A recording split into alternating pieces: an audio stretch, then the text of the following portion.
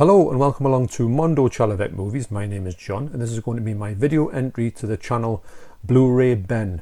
Now Blu Ray Benn has just recently hit his milestone of 3,000 subscribers. So that is a very well deserved milestone to hit for Ben because his channel is just amazing. If you're not subscribed to Ben, I urge you to get over there. He's got a fantastic collection.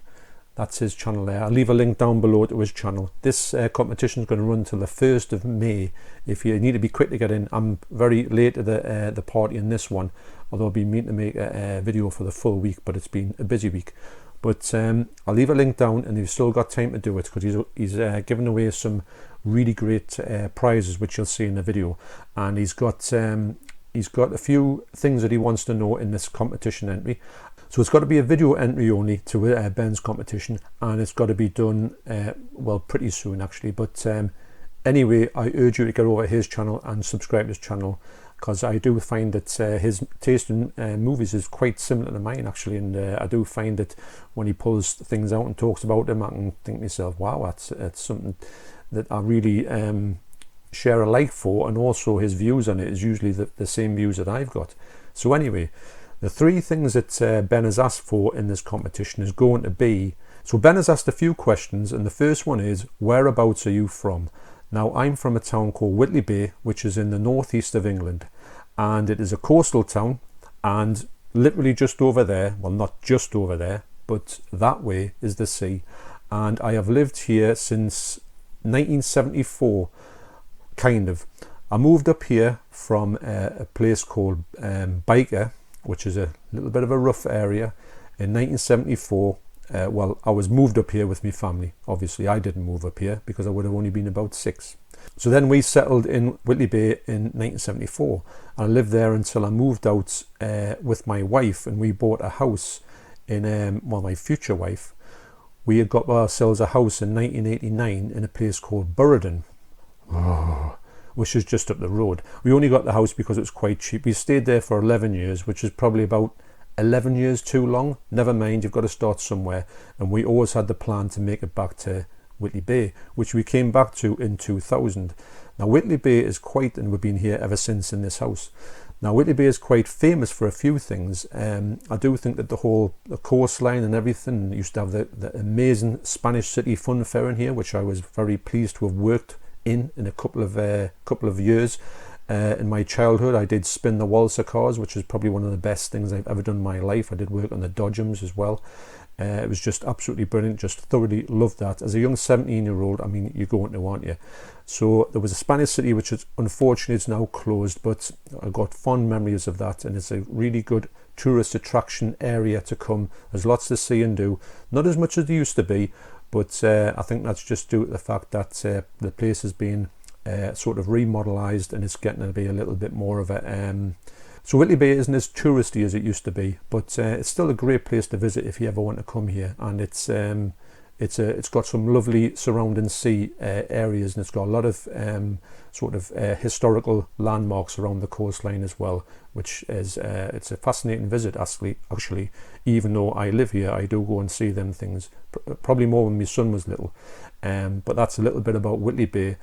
So close to Whitley Bay is a place called Tynemouth, and in Tynemouth there was a show called Supergran. I don't know if anybody remembers that from the 80s. Well, Supergran was filmed there, and when I was working in the Spanish City, the young lad from Supergran came on, and we used to go in the Dodgems all the time. So we used to call him, we used to just shout Supergran at him, which he kind of, I think he enjoyed, but I'm not too sure. So also as well, the show Vera is filmed around about these parts. There's a lot of times where you used to go out and used to say, hey, there's Vera in a Jeep going around in a Land Rover, and now it was a bit of a sort of like a wow factor. We'd see her in the sort of the cafes and the restaurants around here, and they had the filming locations. You would see the vans all the time. Then it became a bit of like, oh, there's Vera. So that's just a little bit about Whitley Bay, the town I live in, a town that I think I would live here for. If you had a chance to move anywhere, I don't think I would. I really do like Whitley Bay, and I plan to live here forever. So the next thing that Ben asked was, what is my favourite film of all time? I'm sure that many people know this who watch my channel, but you might not know it if you don't watch my channel. And it is the 1986 film Down by Law. This is directed by Jim Jarmusch, and also it stars Tom Waits, who's one of my favourite singers of all time. It stars Roberto Benigni, who is one of Italian cinema's finest comedic actors, and also John Lurie, who stars in quite a few films. He's kind of like a supporting actor, and also he's got some great like he's got a band, and his band is quite strange as well, which I can't remember the name of the band, but wow, it's just got so much going for it. It's in black and white, it's filmed really well, it's got an amazing story, although nothing much happens in it, but that's not really what it's about. It's more about the connection that these three have got and the banter between them. These two cannot stand each other. They're in a jail for something that didn't happen to them, or did it. This guy here can't speak English, so he's trying to get these two to be friends all the time, and he's such a nice bloke, and they're having none of it. And this is just the aftermath of when they've fallen out. Black eye, and he's looking as if to think, oh my god, I'm stuck in here with these two. But there's a lot more to it than that in this film, and this is the Criterion version. It's region A locked, unfortunately. This is the reason why I bought my my multi-region Blu-ray. This solely on this title. I'd put it off for years and years and thought, well, I don't need one. As soon as I saw this one come out on Blu-ray, I knew I had to have a multi-region to play this, and I haven't looked back since. If you're thinking about getting a multi-region player, do it. It's the best thing I ever did. So that's my favourite film of all time, and it's by me. It's highly recommended. There is a UK version of it, although the quality is not as good, and I don't think the extras are as good as well.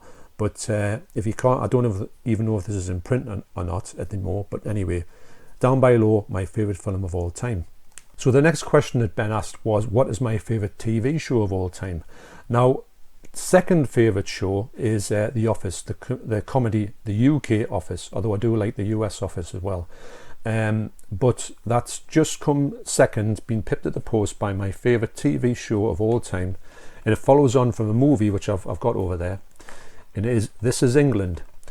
Now, This Is England for me is really amazing, for the fact is that it takes place in around about 1983. I think the first film starts off, and then it goes to This Is England 86, 88 and 90.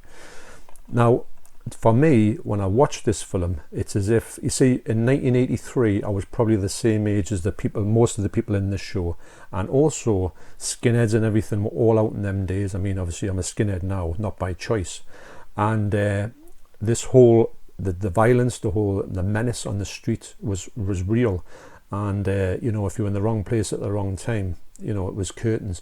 So I can really identify with that. But when it's moved up to like 1986, and the sort of styles have changed, and the music's coming in, it's like it's literally like a time capsule. But the story behind it, all the characters in it, they're played by amazing actors, and the whole character arc of the whole show, and what happens to some of the people, and what how the people can progress or regress in this show. And it's so funny. It's so it's brutal as well. There's some really harrowing scenes in it, but it's just an amazing bit of work, if I can say that. Also, I'd love them to would they do any more? I don't know, because they could finish on this. The ending was quite bleak. I would like to know if there's any more, if he has any thoughts, Shane Meadows, of doing any more for the characters, because the best thing about it is, because of the gaps they're leaving in the show, when they do 90, whatever it's going to be, if they do another one, and maybe even 2000, the people have probably aged as well in this thing. So it's literally as if he shot this. To me, it feels as if he went back to 1983 and just shot this all the way through to 1990, although these were filmed quite recently. So that's my favourite TV show of all time, This Is England. So the next thing that Ben asked is, who is my favourite actor of all time? Now, I've always struggled with this one, because when I was put on the spot and asked this in a different video, I thought, I haven't got a clue.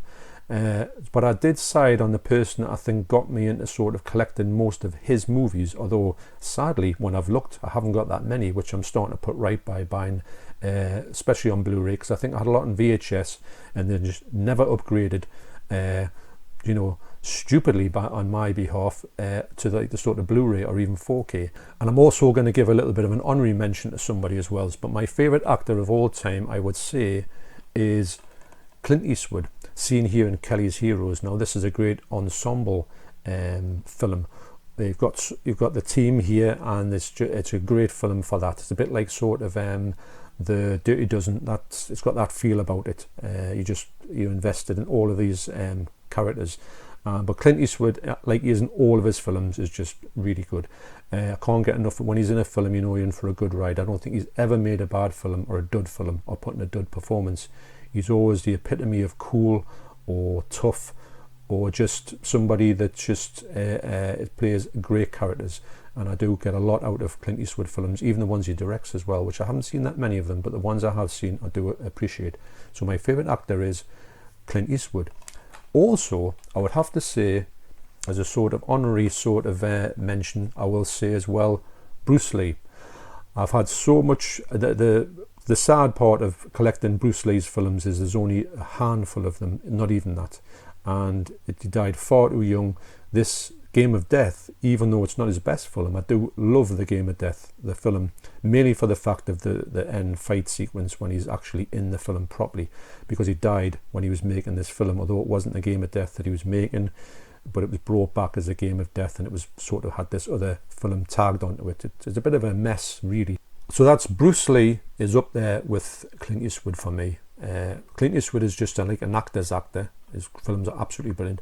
And I'd say Bruce Lee is the sort of person I would say is the best action hero, and also it's just such a shame that you didn't see what his potential could have been, because I think he was just starting out and he could have got some just absolutely amazing stuff in his lifetime. It's just a real shame that. So also Ben asked, and I had to rack my brains for this one, who was your favourite actress of all time? Now, I must admit, there's quite a few actresses that I could have pulled out of this, and I'm just going to go really for a strange choice here, and it is, I would say it's somebody that I do like watching at the moment. That's how I've got this, because when I went back to look at people that I thought of, like in older films that I liked, there's a few I could have pulled out, but I don't really have many things by them. And this woman here, I do like her stuff. I watch loads of her stuff on YouTube, and that'll be like Saturday Night Live, and she's in there quite a few times, and some of her characters in there are absolutely brilliant. And every time she's in a movie, even though I don't know she's in there, but she's in there, I always wait for her parts to come up. So that makes me think maybe, I wouldn't say she's my favourite actress of all time, but at the moment I really like this actress's movies.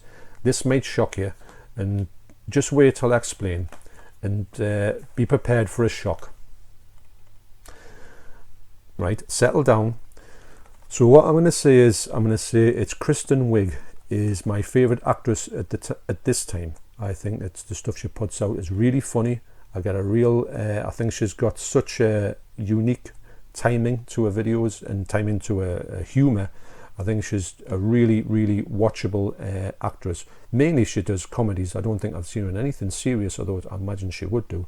But everything I've seen her in, I've really enjoyed. Bridesmaids, and I'm trying to think of them off my head, but I've got a few up there, but they're not really ones, the titles that come to mind. Now, Ghostbusters, this one. Now, a lot of people don't like it. Now, if you think about this as another Ghostbusters film, I think that's where you're going to fail. Just take it as, forget it's a Ghostbusters film. It's not a Ghostbusters film. Just think of it as a sort of comedic movie that's got sort of elements of Ghostbusters in it. It doesn't have that many throwbacks to the original Ghostbusters anyway, so you can kind of just forget about that. And also, I've got to say, in my opinion, that Thor there, when he plays this absolute idiot who works in their office as a sort of, I don't really know what he does. I don't think he knows what he does. He's got to be the biggest fool that's ever been put to cinema, which I think is so great. He plays it's Chris Hemsworth. I was trying to think of his name there. He plays a great part, and to me, I do think that this is me and my wife were in hysterics at his part in his whole, when he's trying to talk about this in the outtakes, when he's trying to talk about this, I think it's his dog called My Hat, which is just, it's mad. I do personally think this is a great film, but I don't think it's a great Ghostbusters film, but I don't think of it as a Ghostbusters film. That's just my take on it. Okay, so I ended on a little bit of a controversial part there, but that's just my opinions. Okay, so thanks very much to Ben for setting this competition away. I can't wait to see it, Joan. He's offering some great prizes. Take a look down below. I'll leave a link down to his video. for the competition and also his channel. So thanks once again, Ben. I had a good fun with this picking all these things here, and so thanks again. So you take care, thanks for watching, and I'll see you next time.